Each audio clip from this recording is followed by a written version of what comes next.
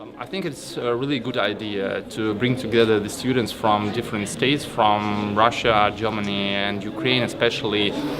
Today when we've got some complications and some problems concerning the interrelations between the states, and I think we should find some points of cooperation, some points of conversation first of all, and this forum, I will say, the main aim to bring the young people together and to work out the joint agenda for further cooperation and further development of relations between these three states. I think it's a really great idea. Okay, today we are just finished our panel discussion on the 2 years after Euromaidan and the consequences and the perspective for the common future and the future cooperation. To my mind, it is important because 2 years is not probably a big, not many years, but still we have a certain distance, and we can think of what has been achieved, and we discuss this. We also discuss the perspective for cooperation. However, on my maybe central point is that it's not the common future it is awaiting us for. If we would build the stable relation, taking into account the approach that the price of the conflict is too high for the population, first of all, of the free countries, then we would probably build the stability we need now. And from this perspective, we also need to address these points and to discuss them. This is what we did during this forum. That's why I think it is a considerable and important event. Thank you. The initiative, I think, is very good. Another way I would not come.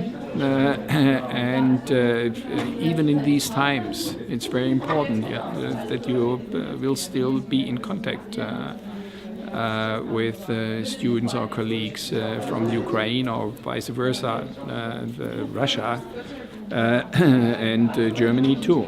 So I think it's very good and was interesting for me. Unfortunately, I a little bit regret that there were too much emotions. But I really heard about these positions a lot, and I'm not blind and I'm not deaf. So I can do my own opinion, and I have my own opinion, and therefore some things I don't much appreciate. That Maidan was something completely independent and there wasn't any other people, or with these small green people from the Russian side and so on. These are all things I want to be, or I would be a little bit more critical before I would believe this. And it's not a fact. It's an opinion. Somebody tries to convince me that it was a great movement, and is until today. On the other side, I completely agree, when this guy said that nothing changed in the political class. Take a look at the politicians who are today there at power, at their history. They were kind of the former system, beginning from the president to the speaker of the Rada, and so on and so on. So you can say, yes, nothing changed under this. And therefore, unfortunately, I don't think that the Maidan today is the same as was intended by the persons who started the Maidan. For me, as I said, 3 Americans in the government of my country, I would be ashamed. I really would be ashamed.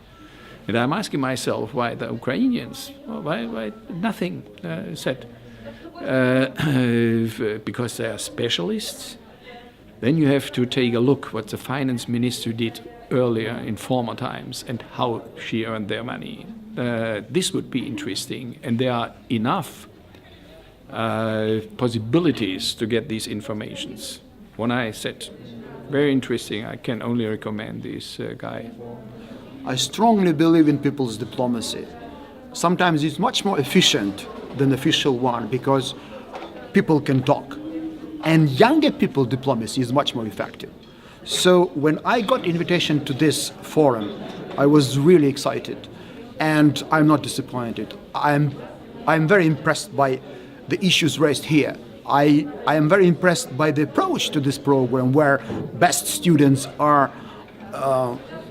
selected on certain criteria from 3 different countries, and the idea to have forum in Berlin, Moscow and Kiev is simply great. So I would personally contribute a lot to success of Kiev Forum, and I believe that this kind of program should be multiplied via new media, via different TV programs and TV shows, because nothing can substitute talking.